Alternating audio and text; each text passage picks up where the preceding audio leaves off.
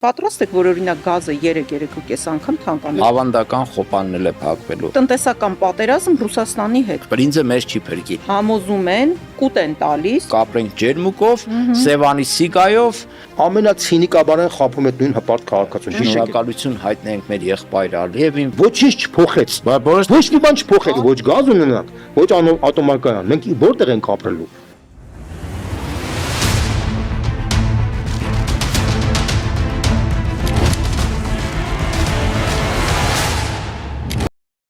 Ողջույն հպարտ եւ ոչ այնքան հպարտ քաղաքացիներին։ Ողջույն 3 միլիոն վարչապետներին, բացի մի հոգավորից։ Արեկնաս այսօր բավականին հետաքրքիր թեմա են քննարկելու հայ-ռուսական հարաբերությունները, որը վերջին մեկ շաբաթվա երևի 10 օրվա ամենակննարկվող թեմաներից է, հատկապես տնտեսական հարաբերությունները, եւ դա սկսվեց այն պահից, երբ Նիկոլ Փաշինյանը ապրիլի 1-ին իմիջիայլոց Հայաստանում դա համարվում է հումորի թե ստախոսության։ Նիկոլի պարագայում հաստատ ստախոսության։ Չէ, Հայաստանում իր մասնագիտական տոնն է։ Խափելու օրն է։ Իսկ Ռուսաստանում ձեն դուրակա, չէ, տենց ոչ պաշտոնական, տենց Իմիջիայլոց այդպիսի վերլուծություններ էլ կային, որ Ռուսաստանը հատուկ է այնպես արել, որ հենց այդ օրը կայանա իրենց Դե եթե ասում ապրիլի ցցուն դարձնելու համար, թե ինչ վերաբերմունք ունեն անձամբ Նիկոլ Փաշինյանի նկատմամբ։ Ապրիլի 1-ին, այո, հենց այդ օրը Նիկոլ Փաշինյան հայտնվեց Կրեմլում։ Իմիջիայլոց սկսենք այն բանից, որ հիշում ես, որ ինքը ասեց, որ դե ես ով եմ, որ Ռուսաստանի նախագահը ինձ զանգի, այսինքն նախաձեռնությունը լինի բանի կողմից, էլի Ռուսաստանի նախագահի կողմից, ես եմ զանգել, հանդիպում եմ խնդրել, չէ, այդպիսի բաներ ասում ասուլիսի ժամանակ։ Այդ հեռախոսազրույց տեղի ունեցավ դրանից առաջ, ապրիլի 1-ից առաջ, որին ի պատասխան հարցերին ի պատասխան, թե ինչու է հեռախոսազրույցը ինչ նպատակ ունի, դե ասեց, թե Ռուսաստանի գերտերությունը իմ նախաձեռնությամբ զանգել եմ, խոսել ենք եւ այլն եւ այլն։ Կարծեմ նես ներկայացրեց, որ իբր իր նախաձեռնությամբ էլ պետքա ասելա կամ հյուրեն էլ ասել, դե արի էլի։ Հետո բարձվեց, որ կանչել են ուղակի իրեն այնտեղ ապրիլի 1-ին, հենց նշանակել են ու մամուլից տեղեկացար, ինչ նվեր են տվել, մոտավորապես $1000 նվեր ա եղել Կրեմլում։ Չէ, ինչ նվեր էր, ճիշտ ասած։ Խմելու բան ու ռուսերեն ասեմ, Զակուսկին հայերեն ոնց աղանդեր, ինչ ա լինում։ Այդ կուկուռուզ պերաշկի բան չի մտել դրա մեջ։ Չէ, ծկնկիտ։ Այսինքն գիտեմ, որ խմելու ու ուտելու հետ շահեն։ Այդպես նվեր են տվել, բայց կատակիրո կատակով մենք լուրջ տուրբուլենտային փուլ ենք մտնում ըստ էության այդ հանդիպումից հետո այդ հանդիպումով փաստացի ստարտ տվեց դեմոնստրատիվ ապամոնտաժմանը հայ-ռուսական հարաբերությունների, թե դա ինչքան կշարունակվի, ինչ խորությամբ կշարունակվի, շատ դժվար է ասել, կախված է հունիսի 7-ի ընտրություններից եւ հիմա մենք Արեկնաս երևի հենց դա քննարկենք, թե ինչ կարող է մեզ սպասվել, եթե Նիկոլ Փաշինյանը շարունակի միջև վերջ ապամոնտաժել հայ-ռուսական հարաբերությունները։ Իմիջիայլոց այսպիսի խոսակցությունները որպես կանոն փակ դռների հետևում են իրականացվում, ու սա աննախադեպ երևույթ էր, որ երկու երկրների ղեկավարները ցավոք սրտի մեր երկիրն էլ այս ուտող խմող խեղկատակն է ներկայացնում։ Սա տեղի ունեցավ արդեն բացահայտ հանրության համար ակնհայտ ձևով ներկայացվեց, թե Ռուսաստանը ինչ վերաբերմունք ունի կոնկրետ Նիկոլ Փաշինյանի նկատմամբ, ու այս հանդիպումը եւ այդ հանդիպմանը կատարված շեշտադրումները ավելի շատ ուղղված էին ոչ թե Նիկոլ Փաշինյանին, ոչ թե Հայաստանի իշխանությանը, այլ հայ ժողովրդին, որովհետեւ ուղերձ էր հղվում հայ ժողովրդին, որ դուք հունիսի 7-ին ունեք ընտրության հնարավորություն։ Եթե դուք ընտրում եք ԵԱՏՄ-ից դուրս գալու ճանապարհը եւ իբրև թե գնում եք ԵՄ, չնայած ԵՄ-ում մեզ չեն սպասում, չեն թաքցնում, որ մեզ այնտեղ չեն սպասում, համենայն դեպս խափում են, հա, այս Նիկոլ Փաշինյանը իր այդ ուրախների ավտոբուսի այդ խմբակը ասում են, որ իբր մեզ ԵՄ-ում պայծառ ապագա է սպասվում։ Ուրեմն դուք իմացեք հետևանքների մասին, որովհետև բնական է, եթե դու ԵԱՏՄ-ից դուրս ես գալիս, հետևաբար չես կարող օգտվել նաև այնտեղի առավելություններից եւ այդ բարիքներից, օգուտներից, որ հիմա Հայաստանը ստանում է։ Իմիջիայլոց շրջանակներում։ այդ բարիքները այն բարիքներն են, որ ովքեր ռուս-ուկրաինական բանով պայմանավորված Հայաստանում մի խավ փաստացի նախնական կապիտալ ձեռք բերեց, բավականին հարստացավ, միջոցների տեր դարձավ, մեքենաների առևտուրը հիշում եք, էլի ԵԱՏՄ-ում լինելու ինչ որ կարգավորումներին ավելի ուշ միանալու արդյունքում այդ մեքենաները ռեէքսպորտի շնորհիվ, այսինքն մի խավ Հայաստանում հենց դրա Հայաստանի ԵԱՏՄ-ում գտնվելու շնորհիվ բավականին առաջադիմեց։ Հիմա ոչ միայն բացի այդ անհատներից Հայաստանն է ընդհանրապես շահում Ռուսաստանի հետ բարիդրացիական հարաբերություններ ունենալուց ԵԱՏՄ-ի շրջանակներում, որովհետև մեր արտահանման զգալի մասը իրականացվում է դեպի Ռուսաստան։ Իմիջիայլոց Մեր տնտեսությունը հիմնականում, եթե ոչ ամբողջությամբ, կախված է հենց Ռուսաստանից։ Եվ Ռուսաստանն էլ հենց այդ հետևանքների մասին էր զգուշացնում, որ եթե դուք գնում եք այլ ճանապարհով, դա ձեր ընտրության իրավունքն է, սիրելի հայ ժողովուրդ։ Եթե ընտրում եք այդ ճանապարհը, ուրեմն իմացեք նաև հետևանքների մասին։ Դուք պատրաստ եք այդ հետևանքներին, պատրաստ եք, որ օրինակ գազը 3.5 անգամ թանկանալու։ 6 Լավ, ասենք 6։ Սպառողի վրա արդյունքում կդառնա 6։ Դուք պատրաստ եք, որ բոլոր ապրանքատեսակները թանկանալու են։ Դուք պատրաստ եք, որ գյուղմթերքը չի արտահանվելու եւ ընդհանրապես ոչ մի բան չի արտահանվելու Ռուսաստան։ Պատրաստ եք, որ ընդհանրապես օդն է փակվելու դեպի Ռուսաստան։ Այսինքն այն տարական գնալ գալն էլ է այսպես ասած իրականացվելու։ ավանդական խոպանն էլ է փակվելու։ Հիմա մենք սա չարախոսելով չենք ասում, մենք սա ասում ենք իրոք ցավով, որովհետեւ սա Նիկոլի խնդիրը չի, սա ԿՊ-ի քպականների խնդիրը չի, սա հայ ժողովրդի Հայաստանի Հանրապետության խնդիրն է, որովհետև այն ինչ որ դու նշեցիր, դա ենթադրում է տնտեսության կոլապս, էներգետիկ կոլապս Հայաստանում։ Եվ կարելի ասել տնտեսական պատերազմ Ռուսաստանի հետ։ Ռուսաստանի հետ Նիկոլի կողմից նախաձեռնված, որի արդյունքում տուժելու է ոչ թե Նիկոլ Փաշինյանն ու քպականները, այլ տուժելու է կոնկրետ հայաստանցին ու հայ ժողովուրդը, դա էլ ֆիքս է։ Այո, ցավոք սրտի, Շատ դեպքերում հասարակության մի հատված կա, որ փորձում է Նիկոլ Փաշինյանի գործողությունները դիտարկել Հայաստանի Հանրապետության շահերի տեսանկյունից եւ ասում է, այ գիտեք, սխալվեց, լավ պատրաստված չէր, մի մասներ կա հարիվ էին ասում, չէ՞։ Նմանատիպ որակումներ են տալիս, բայց դա ամենամեծ մոլորությունն է, որովհետև Նիկոլ Փաշինյանը այս քաղաքականությունը, որ վարում է Ռուսաստանի հետ հարաբերությունների փչացման, Իրանի հետ որոշակի սառեցված հարաբերություններ ձևավորեց, այդ ուղղությամբ էլ կարող է փչացնեն, միակ երկիրը, որի հետ լավ հարաբերություններ է կառուցում, անձնային մակարդակով, իշխանական մակարդակով դա Ադրբեջանն է։ Ինքը Եվրոպայի հետ էլ հարաբերությունները ըստ էության այնտեղից իրեն գովերքող հայտարարություններ են հնչում որոշ չինովնիկների կողմից, բայց երբ որ մենք նայում ենք ցուցանիշներին թվային, այսինքն առևտրաշրջանառությունը Նիկոլ Փաշինյանի գալուց հետո Եվրոպայի հետ առևտրաշրջանառությունը ընկել է, աճել է Ռուսաստանի հետ։ Հիմա այս մարդը, որի օրոք Ռուսաստանի հետ անհամեմատ աճել է առևտրաշրջանառությունը, Հայաստանի տնտեսությունը էլ ավելի կախվածության մեջ է ընկել Ռուսաստանի շուկայից, խոսում է Ռուսաստանի տնտեսական պատերազմ հայտարարելու մասին, ոչ բառացի, բայց իր գործողություններով տանում է դրան։ Հանգեցնելու դրան միանշանակ։ Ես այն միտքը չավարտեցի, Նիկոլ Փաշինյանի գործողությունները պետք է նայենք ոչ թե Հայաստանի Հանրապետության եւ հայ ժողովրդի շահերի տեսանկյունից, այլ բոլորովին այլ երկրների շահերի տեսանկյունից, ու այդ ժամանակ ամեն ինչ տեղը կընկնի։ Ինչու եմ դա ասում, երբ որ Նիկոլ Փաշինյանի գործողությունները նայում ենք Ալիևի շահերի տեսանկյունից կամ Էրդողանի շահերի տեսանկյունից, կամ ասենք արևմտյան որոշակի շրջանակների շահերի տեսանկյունից, puzzle-ը հավաքվում է իդեալական կերպով։ Ինչ է անում, շատ կարճ ասեմ, հետո դետալային մեր հյուրի հետ էլ կքննարկենք, հա, Երվանդ Բորզոյան մանրամասը ներկայացնելու է, թե ինչ կախվածություն ունենք Ռուսաստանի հետ եւ ինչ վտանգներով է դա հղի, եթե խզենք հարաբերությունները։ Տեսեք, հիմա երբ որ Նիկոլ Փաշինյանը պատերազմ է հայտարարում Ռուսաստանին տնտեսական, կապերը խզվում են, ունենում ենք էներգետիկ պրոբլեմ, ինչ ենք հիմնականում ներկրում մենք Ռուսաստանից։ Հիմնականում մենք ներկրում ենք էներգետիկ ռեսուրսներ, հացահատիկ, չէ՞։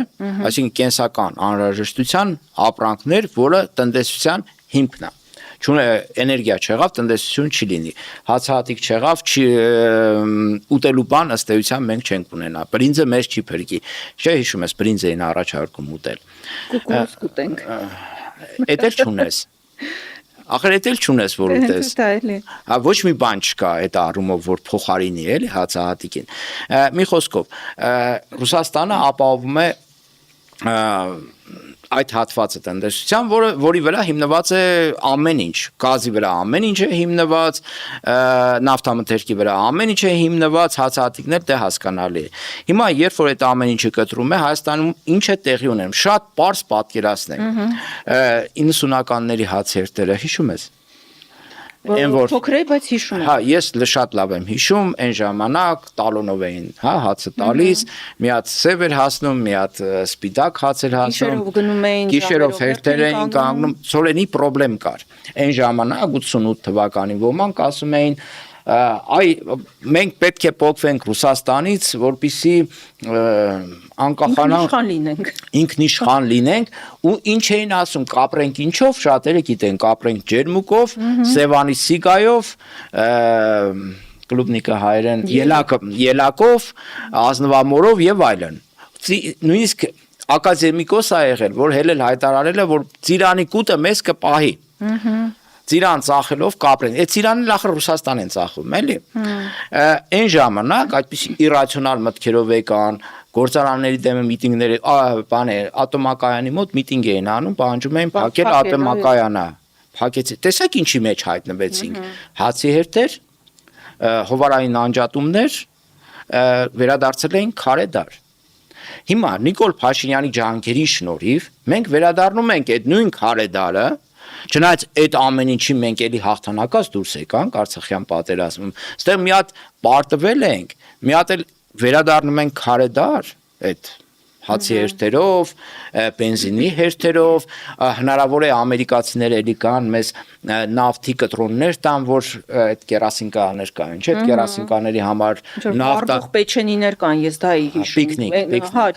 Այն աստիճանի սինթետիկ էր, որ վառվում էր եւ դրանով սուրճ էին պատրաստում։ Այդ դրանց տարաշրջանին է վերադարձնելու Նիկոլ Փաշինյանը մոտավորապես իր այս քայլերով, որովհետեւ այնինչ ինքը հիմա անում է,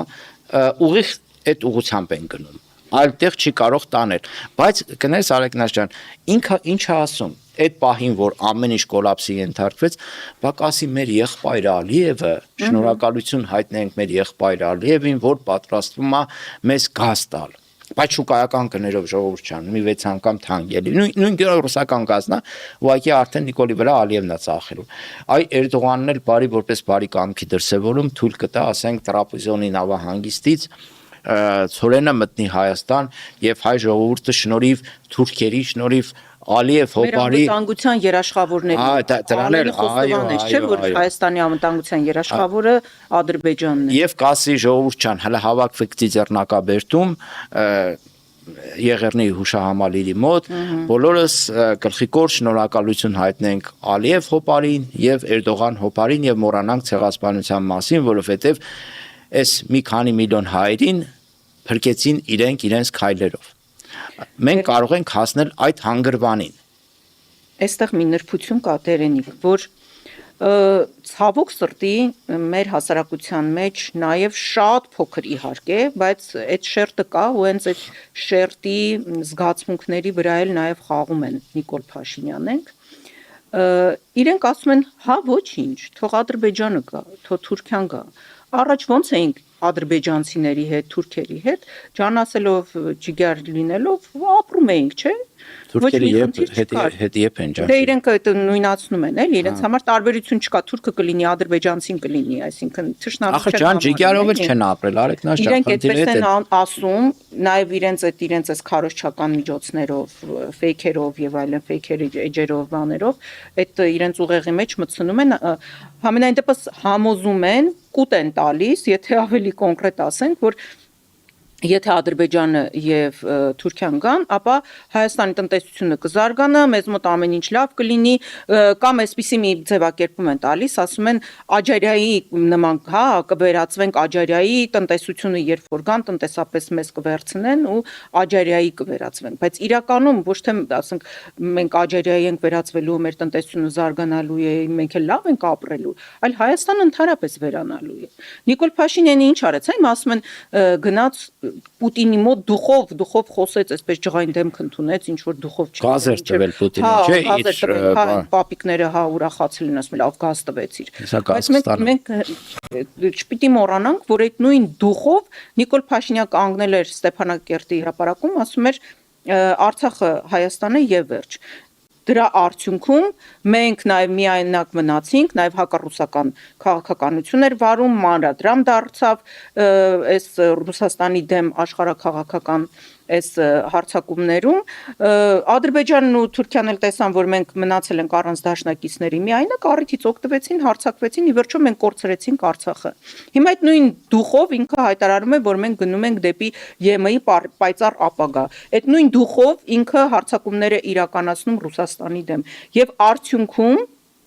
մեր քաղաքացիները պիտի շատ լավ հասկանան, որ Հայաստանը հայտնվելու է Արցախի օրին։ Մենք կրկնելու ենք Արցախի ճակատագիրը։ Նիկոլ Փաշինյանը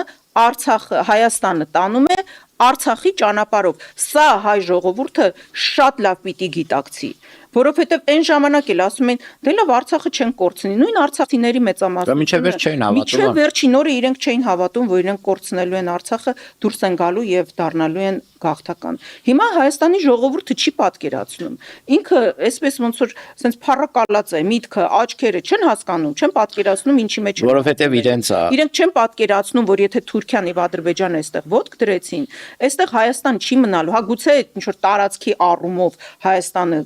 լինի, բայց հայ չի մնալու այստեղ։ Հայ ժողովուրդն ան չեն հանդուրժել։ Դե Նիկոլ Փաշինյանի ամբողջ այդ որ նկարագրեցինք այս իրավիճակը, նաև այն որ հասցնի կրիտիկական վիճակի, երբ արդեն դու մատնված ես սովի եւ ցրտահարության վտանգի առաջ ես կանգնած, էներգետիկ ճգնաժամ, քեզ թուրքերին եւ ադրբեջանցիներին մատուցելու է որպես փրկիչներ։ Հասկանում ես, դա մտածողության հեղափոխություն։ Իմ ասածը դա է, որ այդ փրկիչները գալու են, բայց չեն փրկելու։ Ամբողջ հարցը դրանում է, որ չեն փրկելու։ Այո, դա լինելու է հայկական սուբյեկտայնության դագաղի վրա վերջին մեխը։ Հիմա արդեն վերացրել է Հայաստանի Հանրապետության հայկական գործոնի սուբյեկտայնությունը մեր տարածաշրջանում։ Հիմա ապամոնտաժում է վերջին մնացորդները, որ ով էլ իրենից հետո գա, չկարողանա այս ամեն ինչը խելքի բերել։ Նիկոլ Փաշինյանի հիմնական խնդիրն այն է, որ ինքը բովանդակային առումով այնպես վերացնի Հայաստանի Հանրապետությունը, բովանդակային առումով վերացնի նրա սուբյեկտայնությունը, որ հնարավոր չլինի այլ տիպի իրոք ինքնիշխան քաղաքականություն վարելու հնարավոր իշխանափոխությունից հետո։ Հենց դրա համար է ինքը ամեն ինչ անում, բավարարելու Ալիևի ցանկությունները, բավարարելու Էրդողանի ցանկությունները, դրա համար է ինքը հիմա տեսեք, մենք սա ասում ենք ոչ թե ռուսների սիրուն աչքերի համար, որ ռուսները լավն են, մյուսը վատն է, չկա նման բան։ Ուղղակի շահերի դասավորվածությունը, աշխարհաքաղաքական դիրքը այնպիսին է, որ կոնկրետ հիմա այս իրավիճակում մենք չունենք այլընտրանք։ Մեր այլընտրանքը այն պետություններն են, որոնք շահագրգռված են Հայաստանի Հանրապետության գոյությամբ իրեն շահերից ելնելով։ Իսկ դրանք են Ռուսաստանը եւ Իրանը։ Այսինքն այնպես չէ, որ իրեն շահերին դեմ է, որ Հայաստանի Հանրապետությունը գոյություն ունենա։ Իրեն շահերից բխում է, որ մենք գոյություն ունենանք, լինենք գործոն։ Հետևաբար իրենք իրեն շահերից ելնելով պատրաստ են գործողություններ անելու, որոնք կնպաստեն Հայաստանի Հանրապետության գոյությանը եւ ինչքան տարօրինակ բան եմ ասում, հայկական Հայաստանի գոյությանը։ Այո։ Որովհետեւ պետք է ֆիքսենք, Ալիևը բազմաթիվ անգամներ ասել է, որ Հայաստանը պարտավոր է ադրբեջանցիներին բնակեցնել Հայաստանի որոշ տարածքներում։ Դրանք համարելով այն ադրբեջանցիները կամ նրանց սերունդները, ովքեր այստեղ ապրել են։ Այսինքն ինքը հասկանում է, որ շատերը մահացած կլինեն, հա, 30 քանի տարվա ընթացքում։ Հիմա պնդում է, որ սերունդները վերադառնան։ Կարող է մենք ունենանք Հայաստանի Հանրապետություն անունով, բայց բովանդակային առումով մենք ունենալու ենք արևմտյան Ադրբեջան։ Չթերագնահատենք ադրբեջանցիների դեմոգրաֆիկ զենքի նշանակությունը։ Ինչի եմ դա այդպես ասում, չգիտեմ 26 թվական, 27 թվականի քարտեզներ տեսել ես Հայաստանի Հանրապետության։ Ուրեմն խորհրդային հանրապետության քարտեզներ են, բավականին մեծ մասշտաբի, որ 26 թիվներ, եթե գտնեմ հրապարակենք, հա, այստեղ արխիվիս մեջ կա հաստատ պահել։ Մեկնաբանությունների դաշտում տեղադրեն։ Կարելի է, հա, կամ բանով տեղադրենք աբոյի նման, ուրեմն մենք կապված ենք Լաչինի միջանցքով, որը մտնում է Հայաստանի Հանրապետության տարածքի մեջ Արցախի հետ, դա 27 թվականն է։ Արծվաշենը անկլավ չէ, Արծվաշենը Հայաստանի Հանրապետությանն է միացված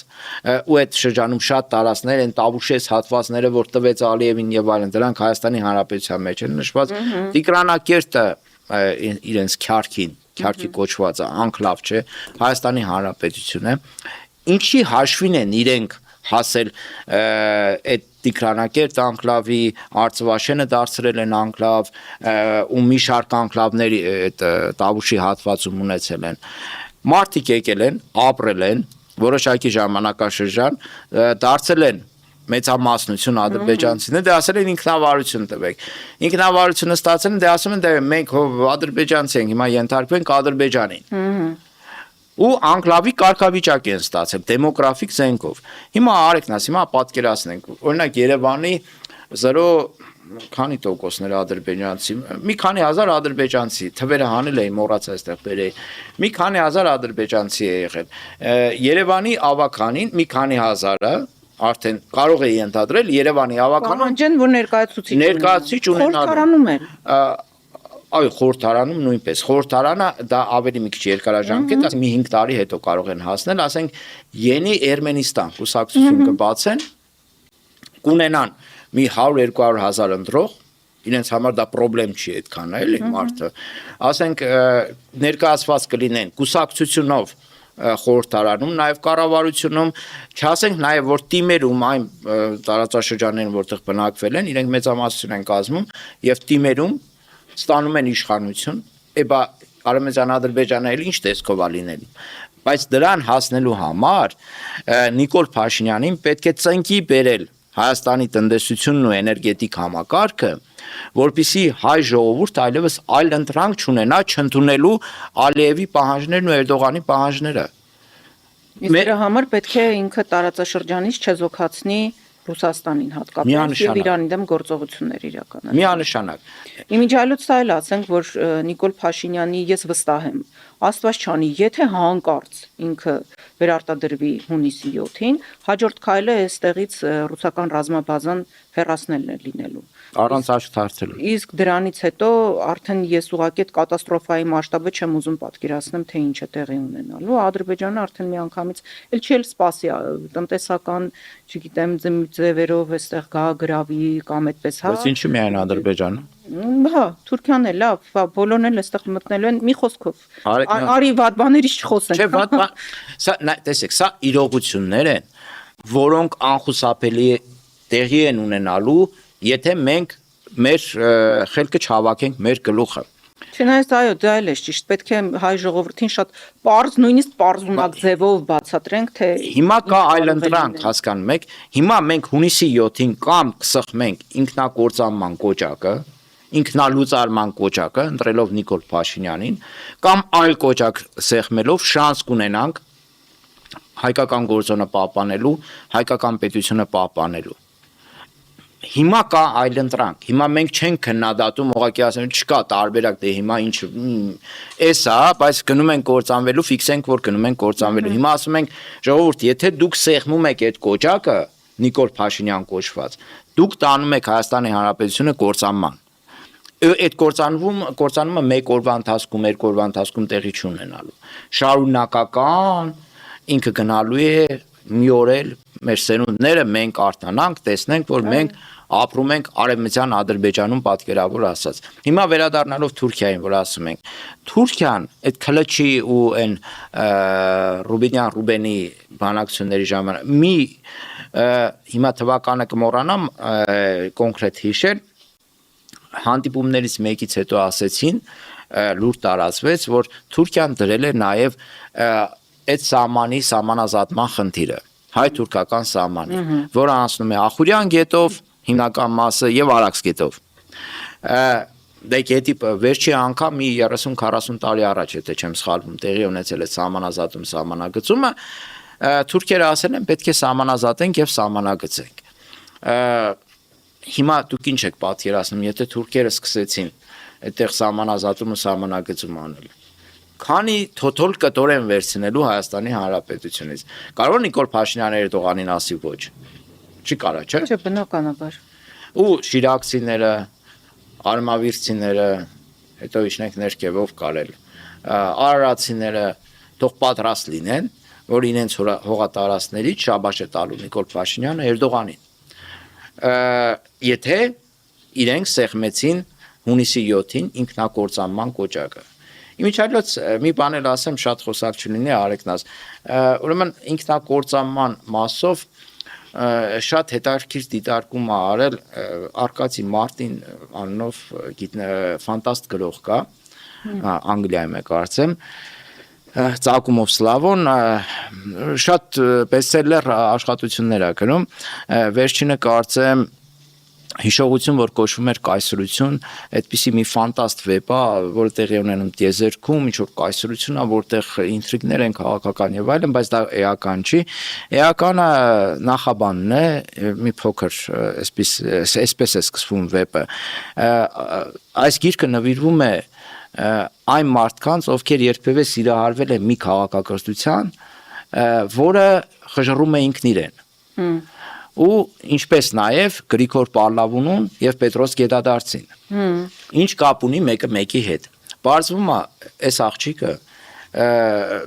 տեխնացուական է պաշտպանել PhD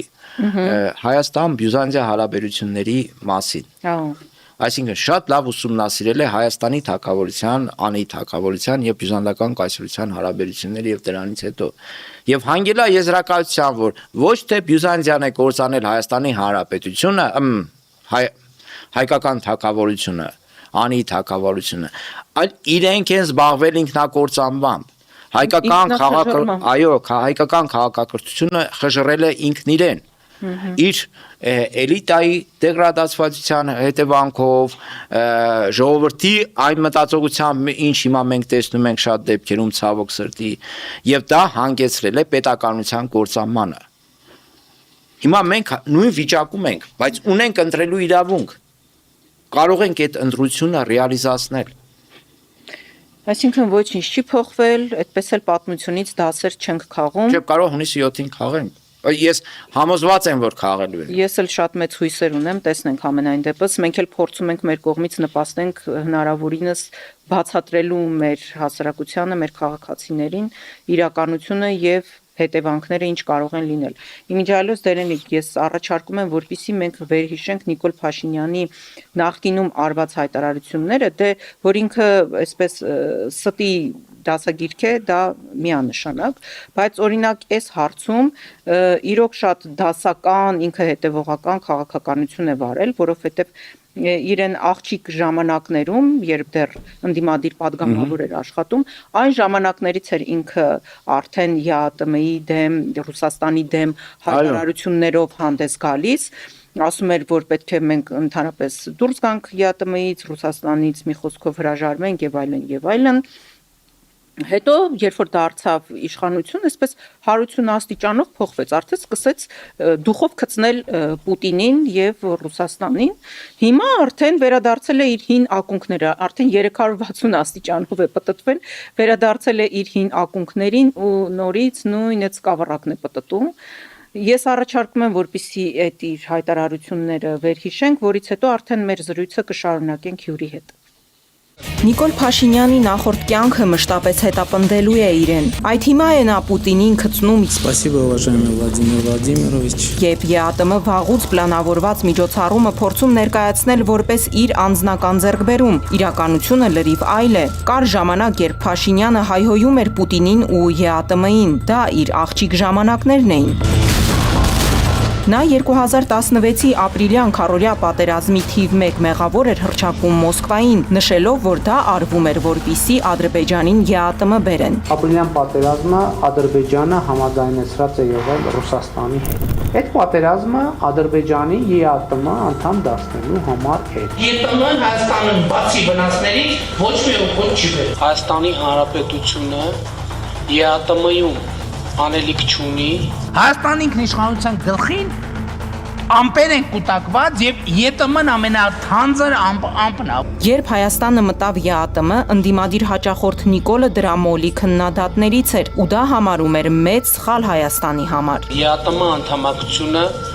լրջագույն սպառնալիքներ է ստեղծել Հայաստանի Հանրապետության տնտեսական, ռազմաքաղաքական եւ քաղաքական անվտանգության համար։ ԵԱՏՄ-ին անդամակցելով Հայաստանը կորցնում է իր ռազմավարական հեռանկարներն ու մոտիվացիաները, դառնալով եվրասիական տնտեսական տարածքի մի խղճուկ տանվոր։ Հենց որ նա հաջողացրեց բազմել վարչապետի աթոռին, 180 աստիճանով փոխեց իր տեսակետները եւ սկսեց գցնել Վլադիմիր Վլադիմիրովիչին, дառնալով ԵԱՏՄ-ի մոլի երկրպագու։ Подтверждаю полную приверженность международным обязательствам, взятым Республикой Армения, в том числе и в рамках Евразийского экономического союза. Что касается Европейского союза, конечно же, мы знаем, что они, в принципе, членство в двух объединениях несовместимо, но то, что мы делаем, и та повестка у нас здесь, по крайней мере, на данный момент они совместимы. Это факт. И пока есть возможность совмещать эти повестки, мы будем совмещать. А когда процессы будут развиваться до той точки, где нужно будет принять какое-либо решение, я уверен, что мы, я имею в виду граждане Республики Армения, примут это решение. Մենք շարունակում ենք մեր ոդքասթը, արդեն մեր հյուրը տաղավարում է Մայր Հայաստան կուսակցության վարչության անդամ քաղաքագետ Երվանդ Բոզոյանը։ Ողջույն, պարոն Բոզոյան։ Շնորհակալություն կրկին հյուրընկալվելու համար։ Մեր այդ հավասար ոդքասթ եք վարում, պարոն Բոզոյան, կարելի ասել։ Ուղղակի այս հարցերի շուրջ պարոն Բոզոյանը իրոք շատ մասնագիտացած է եւ շատ մեծ հսկայական ինֆորմացիա մեզ կարող է տալ, թե ինչ հետևանքներ կարող են ունենալ հայ-ռուսական հարաբերությունների վատթարացումը եւ հատկապես մեր տնտեսության վրա ինչ ազդեցություն։ Մենք էլ փորձում ենք մաս այդ ներկայացնել հանրությանը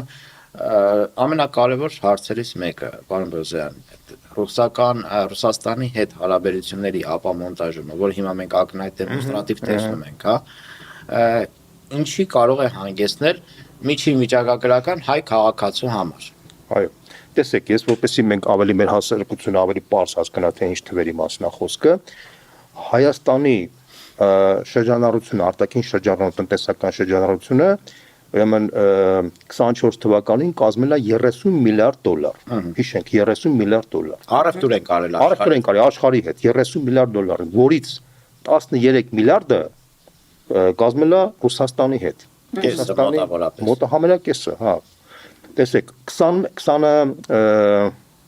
անցյալ տարի 25 թվականին այդ 30 միլիարդից դարձել է 21 միլիարդ։ Խայտարակ անկում է։ Այսինքն, հա, ընդհանուր շրջանառությունը խայտարակ անկում է։ Ընդհանուր շրջանառությունը։ Ընդհանուր շրջանառությունն է անկում ապրել։ 25 միլիարդ։ Հա, եւ 7 միլիարդից էլ 6.5 միլիարդ էլ անկում ապրել Ռուսաստանի հետ այդ շրջանառությունը։ Մոտավորապես հիմա մոտավորապես 7-ից մի քիչ ավել է։ Ինչով է դա պայմանավորված։ ասեմ, իրականում պայմանավորված այն բանով, որ այդ 30 միլիարդի շրջանառությունը իրականում դա մենակ Հայաստանի էկոնոմիկայի չի պայմանավորված, եղել ռուս-ուկրաինական պատերազմի հետ կապված ռեէքսպորտների, էքսպորտների, այսինքն Հայաստանը ոսկին տանում էին Էմիրատներ, հետո Հայաստանից տանում էին Չինաստան, ասենք Ռուսաստան, հիմնական Ռուսաստանի հետ կապված։ Օրինակ, տեսեք, ես մի օրինակ բերեմ, պատկերացրեք 25 թվականին Հայաստանի էքսպորտը արտահանումը Ռուսաստան կազմել է 3 միլիարդ դոլար, 3 միլիարդ։ Իսկ Էմիրատներ կազմել է 2 միլիարդից մի քիչ ավել։ Բայց այդ Էմիրատների առյուծի բաժինը էլի ռուսական ապրանքների մասին է խոսքը, այսինքն Հայաստանը Ռուսաստան արտահանում է, չգիտեմ, բաներ, էլի մեքենաշինական արտադրանք, բայց դրանք սա բոլոր հեռախոսներ, բաներ, բայց դրանք բոլորն էլ հասնում են եվրոպական արտադրությունն է, որ գալիս է Հայաստան, Հայաստանից վերաձևակերպվում է որպես հայկական ապրանք ու ուղարկվում է դեպի Ռուսաստան։ Այսինքն Հայաստանը Ռուսաստան արտահանել է օրինակ X-յամի հեռախոս Այո, ինչ եմ ուզում, դա բոլորի համար պարզ է, որ Հայաստանը օգտվել է ռուս-ուկրաինական պատերազմից, Ռուսաստանը կարար դա անել ուրիշ երկրների միջոցով, ինքը իդեպ անում է Թուրքիայի միջոցով, Վրաստանի միջոցով, Ղազախստանի, Ղրղստանի, այդ նաև Հայաստանի միջոցով, ինքը կարա որոշում կայացնի Հայաստանի պատճառով եւ Հայաստանը չօգտվի դրանից։ Իդեպ ասեմ, որ 24 թվականի, 25 թվականի տարբերությունը այդ անկումը ենթադրում եմ, որ դրանով է պայմանավորված եւ Օվերչուկն էլ որ ինքը հասում է դրա մասին, ակնարկում է հենց դրա մասին։ Այսինքն 30 միլիարդից որ անկում ապրել 21 միլիարդ, 13 միլիարդից որ 7 միլիարդից ավել է առաջ եկել, դա դրա արդյունքն է։ Այսինքն փաստացի Ռուսաստանը այդ ռեէքսպորտը անում է այլ երկրի Թուրքիայի միջոցով, Ղազախստանի միջոցով, Վրաստանի միջոցով։ Ռեէքսպորտի տակ, այդ թվերի տակ կոնկրետ խավեր են, չէ՞, կոնկրետ մարտիկ են կանգնած, ովքեր օգտվում են այդ բարիկներից։ Հիմնականում օգտվում է մի հատ նեղ շերտ Հայաստանում, բանկերը, օրինակ ասենք 11 անգամ բանկերի եկամուտը բարձրացել է։ Հիմա նայեք, Հայաստանի ժողովրդի մեծ մասը, ճնշող մեծամասնությունը այս չի օգտվում, բայց բանկերը օգտվում են, բայց այդ բանկերը որ օգտվում են հայկական բանկեր են, չէ, օգտվում են։ Իրանք գոնե պետք է կոմպենսացիա տային մեր ժողովրդին, որտեվ արտաքուստ էդի Հայաստանի անունից է գնում, հայ ժողովուրդը ոչ մի կապ չունի դրա հետ, օգտվում է շատ մի հատ նեղ շերտ, առևտրային ընկերություններ, բանկեր, եւ արդյունքում այս ժողովուրդը կողքից նայում է, կողքից գնում է Հայաստանի հնան մեծանում է մինչեւ 29 միլիարդ է դալիս, երկու անգամ մեծանում է, բայց ժողովրդի կենսամակարդակը նույնն է մնացել, ոչ մի տարբերություն չկա, հիմա անկում է։ Քաղաքացի դու երկու անգամ ավելի լավ է սկսել ապրել, բայց բոլոր այն մարդիկ, որ խոսում են հպարտ քաղաքացիանից, ամենացինիկաբարեն խափում է նույն հպարտ քաղաքացուն։ Հիշեք այդ ամենը, համաշխարհային պատմությունը դա է ցույց տալիս։ Հիմա տեսեք, Ռուսաստանը հիմնականում մենք ինչ ենք ստանում Ռուսաստանից։ Կարևորագույն մի հատ էլեմենտ ասեմ, որ դուք պատկերացրեք, գազի ընդհանուր էներգակիրների 80%-ը ստանում ենք Ռուսաստանից։ Ընդ որում մենք ուրիշ տեղից հնարավորություն չունենք ստանալու։ Դե ասում են Ադրբեջանից կգնենք։ Տեսեք, եթե մենք Ադրբեջանից կախված ունենք 80% կախվածությունը փոխարինենք Ադրբեջանից, Ադրբեջանից որ կախված ենք, Ադրբեջանը 5 րոպեում կարա թելադրի այն ինչ որ Արցախին էր թելադրում։ 5 րոպեում կասի արդեն խաղաղ ճանապարհով Հայաստանը կարա գրավի, որտեղ ինքը դրա մասին երազում է, թե ոնց անի, որ Հայաստանը իր կախվածության մեջ գցի։ Եվ այսօրվա իշխանությունը այդ գործիքն է, որի միջոցով ինքը պարզապես Հայաստանի կախվածությունը Ռուսաստանից պետք է փոխարինի Ադրբեջանից եւ Թուրքիայից կախվածությունից։ Իրանք սպասում են դրան։ Այսինքն բանը Նիկոլ Փաշինյանը այս պարագայում հանդես է գալիս Իլհամ Ալիևի շահերի օպերատոր։ Միանշանակ։ Տեսեք, ինքը դա այդ ֆունկցիան կատարում է, պետք է կատարի ամենը։ Ես մի հատ օրինակ բերեմ, որ դուք պատկերացնեք։ Ուրեմն ատոմայականը վերցնենք։ Ատոմայականը գիտեք, որ նոր ատոմայական կառուցման համար առնվազն 10 տարի պետք է։ Ռուսները անընդհատ ասում են, որ ձեր ատոմայականը աշխատանք ավարտվելու է 36 թվականին։ Այսինքն այս տարի պետք է սկսենք։ Այս տարի դուք պետք է որոշում կայացնեք, թե ում հետ եք անելու, որ սկսեք աշխատանքը։ Եթե դուք հիմա այս տարի որոշում չկայացրեցիք, դուք 36 թվականին որ պրծեն այս ատոմայականը, դուք կմնաք առանց ատոմայականի։ Դուք որոշում կայացրեք։ Հիմա այս մարդիկ որոշում են կայացնում, բոլոր այդ խոսակցությունները, լոլոները, որ Հարավային Կորեա, Ռուսաստան, չգիտեմ, Չինաստան, իրանք որոշում են կայացել իբր թե ամերիկյան մոդուլային ատոմայականների, փոքր ատոմայականների ստեղծման համար, բայց քանի որ այդպիսի էքսպերիմենտ աշխարհում չկա այդպիսի, իրանք այդ փոքր մոդուլային ատոմայականները հիմնականում օգտագործում են իրանց ռազմական բազաների համար, այսինքն ռազմական բազա են ստեղծում ինչ-որ միտեղ, փոքրիկ մոդուլային ատոմայական են ստեղծում, որ բազային սպասարկի, դա շատ փոքրաթիվ մարդկանց քանակի մասին է խոսքը, մաքսիմում կարող է մի քաղաքի մասին խոսք գնա նաև, էլի տենց, հա։ Հələ հաջողված օրինակներ էլ չունեն։ Լուրջ մակարդակի քաղաքացիական մակարդակով նման տիպի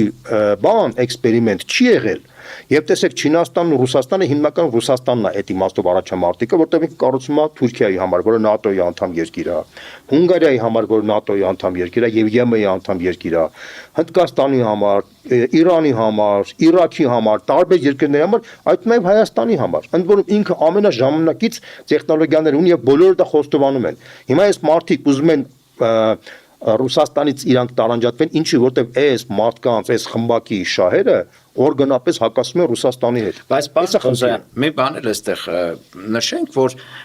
եթե 80%-անոց կախվածություն ունենք Ռուսաստանից գազերին, հա, եթե ինքը ասում է մենք կփոխարինենք Ալիևի գազերով, այստեղ բայց նույն գնով չենք ստանալու մենք հիմա ստանում ենք միջև 175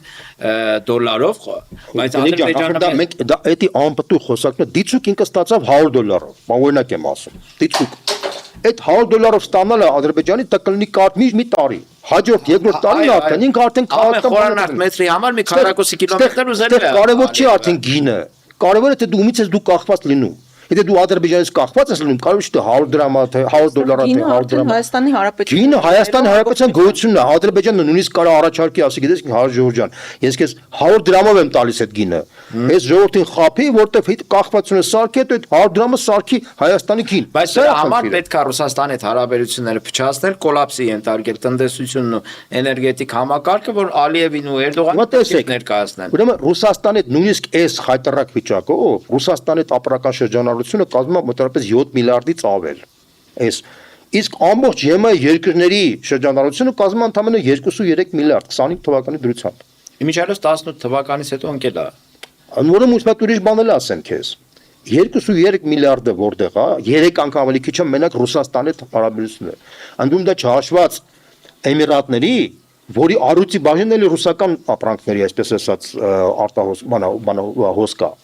Այսինքն իրականում այս երկիրը օբյեկտիվորեն իր ապրանքները հիմնականում կարածախ ռուսական շուկա։ Ուրիշտեղով չէ, ձեզ կհակադարձեն ինչի արաբական թերակղզու երկրներ տարատեսակ արաբական թերակղզու երկրների տեսեք Եվրամիության երկրների Հայաստանը պետք է մաքսիմալ ամեն ինչ անի, որ ինքը դիվերսիֆիկացնի, ճիշտ է, ես համաձայն եմ դրան։ Մաքսիմալ պետք է ամեն ինչ անի, որ դիվերսիֆիկացնի իր ապրանքաշրջանառությունը, որպեսզի կարողանա միջինարևելյան երկրներում բաներ ծախի, Իրաք, օրինակ այդ հնարավորությունը ունի։ Հայաստանը նույնիսկ ասենք սիգարետ է արտահանում Իրաք, Աֆղանստան։ Դա այլընտրանք է։ Այլընտրանք է, նորմալ իշխանության պարագայում իշխանությունը պետք է ձգտի դիվերսիֆիկացնի, որպեսզի շատ մեծ կախվածություն Ռուսաստանի չէ, դա ճիշտ բան է։ Իդեպ մի հատ ուրիշ հետաքրքիր բան ասեմ, որ Մայր Հայաստան կուսակցությունը վերջերս բան արեց,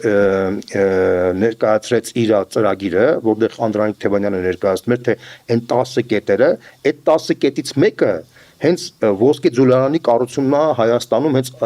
բան аэроպորտի կողքը։ Այսինքն մենք առաջարկում ենք օֆշորային հսկայական մի հատ գոտի ստեղծել Հայաստան аэроպորտի կողքը,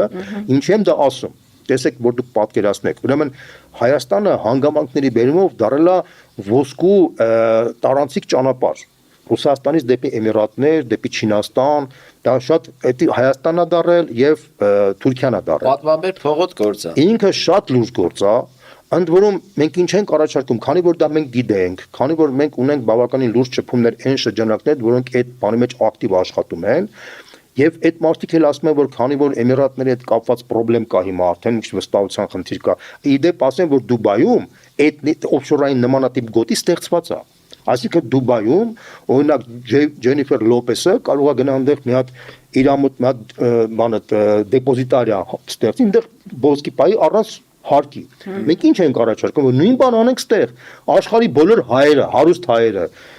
իմանան, որ Հայաստանում կա մի հատ ստայլի տեղ, որտեղ չի հարկվում, ոչ մի բան չի լինում, ինքը ստեղ, եթե այդ աշխարհի հայերը իրանց մենակ ընկերների հետ գան, ասենք, այդ այսպես ասած այդ ոսկե դեպոզիտարիայում իրանց ոսկին պահեն բանանեն, կողքից կանան դուրս գան մատ Հայաստանում սկսեն տուրիստական, ասենք, մի քանի օր մնան, հաց ուտեն, բայց դա արդեն մուլտիպլիկացիոն էֆեկտ է տալիս, բայց եթե դրան գումարես նաև հայտնի աշխարհի դեմքեր, հայտնի մի քանի աշխարհի դեմք, որ եկավ, իր կողքից բերեն ուրիշ դեմքերի։ Իդեպ ասեմ, որ ձեզ փորձագետների գնահատականներով Սինգապուրի եւ Էմիրատների փորձը ցույց է տալիս, որ այդ օֆշորային գոտին ստեղծելուց անմիջապես 1 տարի անց այդ երկրի հնան աճումա մոտավորապես 30%, դու պատկերացրու ինչ արես, տարի 30% մի որոշակի ժամանակ։ Այդ շատ լավ է, ուղղակի մենք հիմա միջև կոկորդներս ճարի։ Մի բան էլ ասեմ ձեզ։ Պետքա դուրս գալ դրանից։ Մա տեսեք, երկրորդ խնդիր, տեսեք, մի հատ մեգա նախագիծը դա հենց այդ ոսկե ձուլարանի խնդիրն է։ Երկրորդ նախագիծը Դերինիկ դու գոնե լավ կարաս հիշես, դա Գյումրու ազատտնտեսական գոտու պրոյեկտն է, որը ոչ միայն Հայաստանի համար է կարևոր, նաև Շիրակի մարզի ժողովրդի համար։ Նախ Շիրակի մարզի Գյումրի ամբողջ բիզնեսը պետք է երկու անգամ հարկային բեռը իջացված լինի, որպեսզի Գյումրին կարողանա դառնալ նորմալ մրցունակ քաղաք Երևանի հետ համեմատած։ Իսկ Շիրակում ամեն երկրորդ մարտը աղքատ է։ Ամենաաղքատ մարզերից մեկն է, բայց Գյումրին կարելի է դրայվերներից մեկը դարձնել, Շիրակի մարզը կարելի է դրայվերներից մեկը դարձնել Հայաստանի զարգացման իմաստով։ Իր աշխարհագրական դիրքը, аэроպորտի գոյությունը, իր երկաթուղի գոյությունը, ամեն ինչը ուղղակի հաստատի նպաստում է, որ Գյումրին այս խեղճ աղքատ վիճակից դառնա զարգացման դրայվերներից մեկը Հայաստան, այսինքն аэроպորտը, Գյումրին Եվ երրորդն էլ Ծառուկյանն էր առաջարկում այդ հատիսի այդ արձանը, որ մենք կառուցենք, դե մի քանի արձան կա խոշոր, մեկը Բրազիլիայում գիտեք, մյուսը մի քանի հատ կա, եթե դա լինի Հայաստանն էլ առաջի քրիստոնեություն ընդհանուր երկիրն է, եթե ստեղ էլ այդ պրոյեկտն է լինի, տուրիստական հսկայական բում կարա լինի, հսկայական տուրիստական բում կլինի, որտեղ այդ բանի արձանին գումարած որ գումարում ես Էջմիածնի այդ բանը, գաղափարը, որպես հայկական Վատիկան, այդ դրան որ գումարես եւ նաեւ մի հատ ուրիշ բան էլ ասեմ, մենք ունենք Երևանի վերաբերյալ մի հատ մեծ պրոյեկտ, որը կապված է Երևանի իդեայի մաս, այսինքն որպեսզի դու Երևանը կարողանաս զարգացնես թրիչկային մակարդակի զարգացում ունենա, դու պետք է հասկանաս թե Երևանը ինչով, ունեք ասենք, որ ասում ես Փարիզ, ինչ է սա բանը Էֆելյան աշտարակ ռենդավորման մասին եք ասում։ Պեզանսկի այդ Բաշնյանն են ասում, որ ասում են Մոսկվա Կրեմլն են հիշում, չէ՞, ասենք, որ ասում են Պետերբուրգ Էրմիտաժն են հիշում, չէ՞։ Հիմա Երևան քաղաքը ինչով է տարբերվում աշխարհից։ Տարբերվում է ինքը ամենահին քաղաքներից մեկն է, ամենահին քաղաքը ինչով է պայմանավորված Էրեբունիով, չէ՞։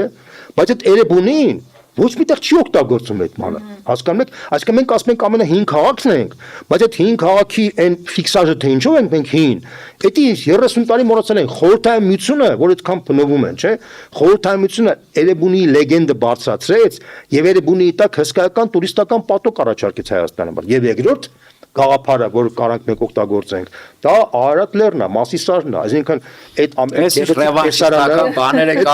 տեսարանը Կասկադից, Կասկադի պրոյեկտը, Էրեբունի պրոյեկտը կլինի Երևանի այցեքարտը, իսկ Խելոք քաղաքի նախագիծը, որպեսզի տրանսպորտային համակարգը այնպես սարքենք, որ այդ տրանսպորտային համակարգը, ունեք հիմա դուք տաքսի եք բանանում, չէ՞, վերցնում եք տաքսին, պատվիրում եք, չէ՞, տաքսին, հեռախոսով, չէ՞։ Նույն ձևի բոլոր այսօրվա ժամանակից քաղաքներում մարդը հեռախոսը նայում է, տենում է իր տրանսպորտը քանիսն է գալի, երբ կարա ինքը գնա։ Էլ չի գնում ավտոստերն է գրած, ուղղակի շատ ուշ է գալիս, ու ինչ եմ ուզում ասել, դա առանձին խնդիր է։ Այսինքն մենք փաստորեն ունենք մի քանի խոշոր նախագծեր, օֆշորային գոտի, Գյումրու ազատտնտեսական գոտին, այդ արձանի բանը,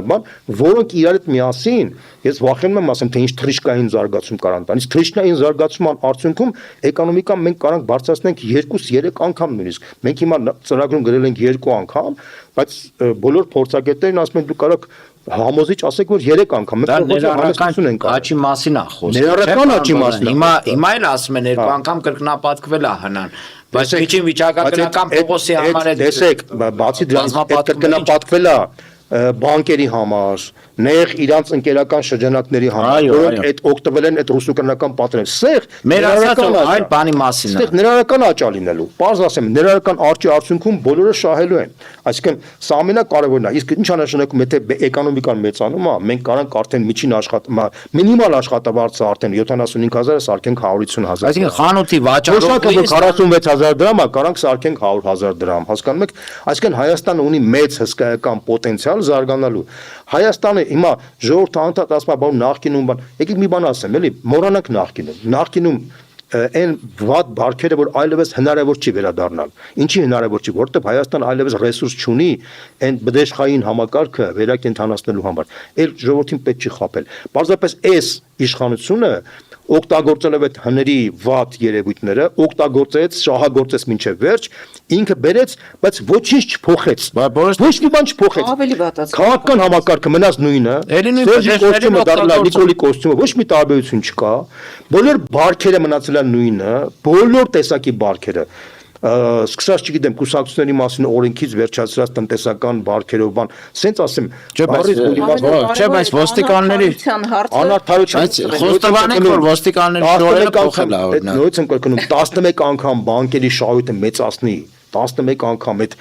հնայի 2 անգամ մեծացման պայմաններում եւ դու մարդկանց կենսամակարդակը չբարձրացնես, իսկ հիմա արդեն էքզիստենցիալ վտանգի առաջ են կանգնում։ Մենք եթե օրինակ եթե այս իշխանությունը մնա եւ այս բանը իրանք մերժեն ռուսական այդ առաջարկը ատոմայակը, ես երաշխարհված եմ ասում 36 թվականից հետո Հայաստանը հայտնվելու է քարե դարի մեջ եւ էներգետիկ ճգնաժամը ավելի վատ ալնելու, քան եղել է 90-ական թվականներին։ Այսինքն մենք կարանք երաշխարհված դա ասենք։ Ընդ որում ռուսական կողմը տեսնելով, որ այս մարտիկ այս դիրքորոշումն ունի, թե այս իշխանությունը մնաց, իրանք ձեռքերը լվանալ են մինչև 36 թվականը։ Իրանք ամեն ինչ անելու են, որ իրանք արդեն, որտեղ մեծ հաշվով ես նույնպես եմ կրկնում, ոչ մեկ չի ուզենա այս տիպի իշխանությունը հետ աշխատի, երբ որ այդ իշխանությունը արդեն հիմա հայտարարում է, որ ես դες գցելու եմ վաղը։ Դա շատ պարզ է։ Ես ուզում եմ, որ մի փոքր ավելի առարկայական ու ավելի շերտային բացենք։ Օրինակ, ինչ կլինի Ռուսաստանի հետ այս հարաբերությունները խզելու արդյունքում։ Գյուղատնտեսության հետ ինչ ասեցի, պարզնատ էլեմենտար բան ասեմ։ Որքան կբարձրանա բացի տարական գինը, որքան կբարձրանա, ժողովուրդը պատկերացում կա։ Էլեմենտար, եթե գազի գինը հիմա $177, եթե դառնա, ասենք օրինակ, գիտեմ, $400, հիմա 600, հիմա 500-600, $500-600 գազի գինը ստաբիլ եվրոպական երկրներում Ռուսաստանը խոմ մեկ գեղեցիկ ասում շուկայական գինը հենց ինքը դեռավ 3 անգամ թանկ գազի գնի այդ գնագոյացման տրամաբանությամբ մեր մոտ այն ապրանքները որը գազի սպառման արդյունքում են անում 2-ից 3 անգամ թանկանալու են այսինքն եւ բանը հացի գիննա թանկանալու եւ ալյուրի գիննա թանկանալու եւ մնացած բոլոր ապրանքների գիննա իվերջե գազը դա նաեւ էներգակիր է չէ նաեւ դուք հասկանում եք ինչ նախնդիրը գազը մեր բանի մեքենաների 80%-ը գազով են չէ քշում այսօր Հայաստանում հասկանում եք հա ռուսական եթե գազի գինը բանը 3 անգամ թանկացավ ես չեմ ասում կարող 4 անգամ թանկանա իսկ գյուղատնտեսական ապրանքները օրինակ գյուղատնտեսական ապրանքների մասին խոսք Հայաստանում նաեւ մասնագետները հաշվել են որ նույնիսկ եթե 2 անգամ գազի գինը բարձրանա 2 անգամ Հայաստանի էկոնոմիկան ուղղակի կկանգնի մենք հայտնվենք քարե դարում մենակ գազի մասին է խոսքը ատոմականի մասին ատոմականը դա Հայաստանի անվտանգության ամենակենտրոնական բաներից մեկն է, որը տալիս է մեր էներգիայի 40% է այսօրվա դրությամբ, 40% է։ Հիմա ատոմականը դուք հիշում եք, չէ, 90-ական, չգիտեմ, շատերը պետք է հիշեն 90-ական թվականին ինչ վիճակի մեջ էր, բայց այն ժամանակ գոնե պերիոդիկ գազ էր գալիս, պայթացնում էին գալիս էր։ Հիմա պատկերացնում եք, ոչ գազ ունենանք, ոչ ատոմական, մենք որտեղ ենք ապրելու։ Մենք ֆիզիկապես չենք կարողանալու ապրենք։ Հասկանում եք ինչ նպատակը հենց դա է։ Ես որ դու կարող ես ֆիզիկապես ապրես։ Այո, ես այն կարծիքին եմ, որ իսկապես Հայաստանն առանց հայերի, այսպես ասած, ծրագիրը կյանքի է կոչվում հենց այս իշխանության պարագայում։ Սա ամենահրեշավոր բանն է, ցավոք սրտի եմ ասում, որովհետև ես մենակ տնտեսական մասը բաղադրիչը ասեցի, սոցիալական հետևանքները ուղղակի աղետալ են լինելու, ես էլ չեմ ասում անվտանգային գործոնը, որովհետև եթե հանգարց իրանք տեսնեն, որ մենք հարաբերությունները խզել ենք Ռուսաստանի հետ, եւ մենք հարաբերությունները խզել ենք, ասենք օրինակ, նաեւ Պարսկաստանի հետ, հարց առաջանում Ինչի՞ պիտի Թուրքիան ու Ադրբեջանը ցենց ստոիկ մակարդակին նայեն եւ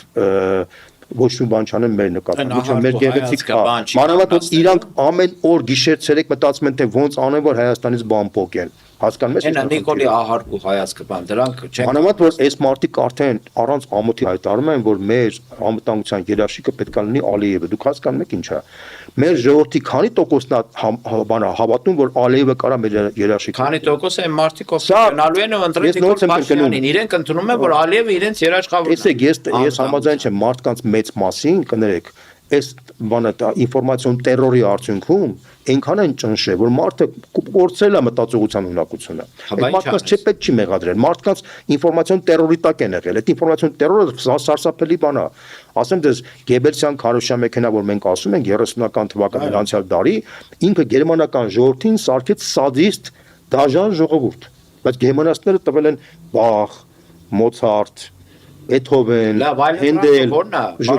Հեգելա տվել, բանա տվել, այսինքն գերմանական ժողովուրդը տաղանդավոր բանա տվել, բայց այդ տաղանդավոր ժողովրդին դարձրեցին գազան։ Հիմա մենք ինչան ոնց հակազդենք։ Միայն Ալեն Սիմոնյանը իրեն սիրելի, որը տիրաժավորվում է Գեբելսյան Նիկոլական այդ քարոզչան մեքենաներով, ասում է, որ ժողովուրդ ջան, մեր անվտանգության երաշխավորը պարոն Ալիևն է։ Դերեն ջան, մի ձև կա։ Ինչ է հասկանում Նիկոլին ընտրողը։ Մարդը, կներեք, մարդը հոմո սապիենսի շարքից է պատկանում։ Այսինքն մարդը անասունից տարբերվում է մի բանով, բանականությամբ։ Մարդուն պետք է դու անընդհատ համոզես եւ բացատրես, որ այդ ճանապարհը տանելու է քեզ դեպի գերեզման։ Ոնց որ 15 թվականին քո պապերին խապեցին տարան ցեղասպանեցին, նույնը հիմա քեզ քո պապերի թորներին տանելու են նույն ձևի ցեղասպանել։ Դե ի՞նչն է այս մարդկան շահը։ Միայն հերթումը ցույց կտա։ 21-րդ ի՞նչն է պատճառը, որ այս մարդիկ այս հրեշավոր ծրագրի մեջ են մտել, որոնք ժամանակին հերիտ թուրքերը օգտագործի կոչեցին։ Սա միայն իշխանապողությունը ցույց կտա։ Սենց նույնիսկ ես չեմ ուզում հիմա դրա մասին շատ փակագծեր բացեմ։ Հա, բայց ակնհայտ տանում են դրան Հայաստան առանց հայերի հայկական գործոնի վերածում։ Մի բան էլ ասեմ, Դերենիկ, դա չի նշանակում, որ մենք պետքա մենակ Ռուսաստանի հետ հարաբերություններ պահենք, մենք ուրիշ երկրների հետ նկատի դա կատեգորիկ սխալ մոտեցում է։ Հայաստանը պետքա դիվերսիֆիկացնի իր հարաբերությունները բոլոր երկրների հետ։ Բնական է դա։ Որտեղ որ մաքսիմալ ինքը նենց անի, որ ինքը մի երկիր մենակ շատ չնի, որ իր հետ կախված լինի։ Օրինակ ՍԵՊԱ-ի ծրագրի շրջանակներում Հայաստան ունի հնարավորություն Եվրոպական միության հետ բազմաթիվ ծրագրերով կյանքի կոչի իր ծրագրերը, տեխնոլոգիաներ վերցնի, բաներ անի։ Օրինակ եմ ասում, туриզմի զարգացումը այդ բանը առանց վիզաների այդ քաղաքականությունը դա խայտարակություն է 8 տարի այս իշխանությունը մնացել է իշխանության իբր թե եվրոպական իշխանությունն է չէ 8 տարվա մեջ մի սանտիմետր առաջ չեն գնացել այդ վիզաների ազատագրման հարցում մի սանտիմետր չեն գնացել եւ այդ մարդիկ կոչվում են այսպես ասած եվրոպական իշխանություն Շնորհակալություն պարոն Բոզյան այսքանով ավարտենք Իսկ մեզ հետևողներին մենք սկզբից մոռացանք իդեպ ասենք դերին որ մեզ լայքելը, կոմենտելը, սրտիկելը, բան Բոզյանն էլ կարող են լայքել եւ սրտիկել մենք դեմ չենք։ Միացեք մեր էջերին, մեկնաբանություններ գրեք, շնորհակալություն պարոն Բոզյան, հետաքրքիր զրույցի համար։ Ընդհանրապես միացեք, որ փոխենք